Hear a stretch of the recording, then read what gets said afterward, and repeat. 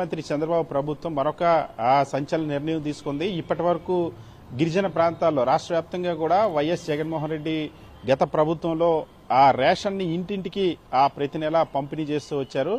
ప్రజల వద్దకే తీసుకువెళ్లి ఎండి మొబైల్ డిస్ట్రిబ్యూటింగ్ యూనిట్స్ ద్వారా మొబైల్ వాహనాల ద్వారా వాటిని పంపిణీ చేశారు. అయితే నిన్న గిరిజన సంక్షేమ శాఖకు సంబంధించి ఒక కీలక నిర్ణయం తీసుకున్నారు.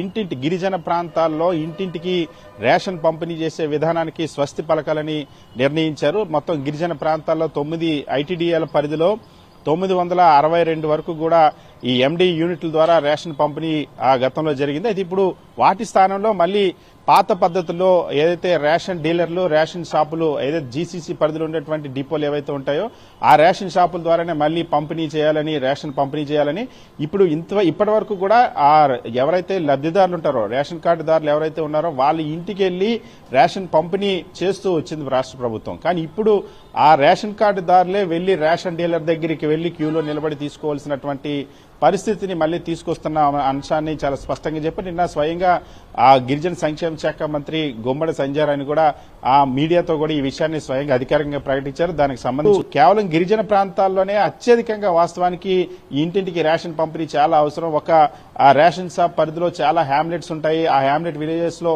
కొండలు గుట్టలు దిగి ఇప్పుడు ఆ రేషన్ షాప్ దగ్గరికి రావాల్సినటువంటి పరిస్థితి ఉంటుంది.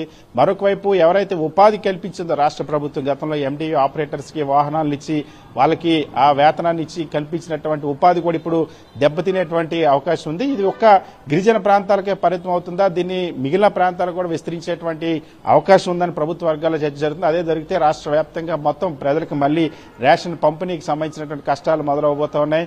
ఏ విధంగా అయితే గతంలో ఆ రేషన్ పంపిణీలో అక్రమాలు జరిగాయి వాటన్నింటినీ నివారించి ఇంటింటికి వెళ్లి ఇచ్చేటువంటి రేషన్ పంపిణీ విధానానికి ఇప్పుడు స్వస్తి పలకబోతుందన్న ఒక చర్చ జరుగుతుంది. సార్, ప్రస్తుతానికైతే ఖచ్చితంగా గిరిజన ప్రాంతాల్లో మాత్రం దీన్ని రద్దు చేస్తున్నట్టు, ఇంటింటి రేషన్ పంపిణీని నిలిపివేస్తున్నట్టు స్వయంగా గిరిజన సంక్షేమ శాఖ మంత్రి ప్రకటించడం అనేది ఇప్పుడు అటు గిరిజనుల్లోనూ ఎండిఓ ఆపరేటర్లో కూడా ఆందోళన నెలకొంది. హరి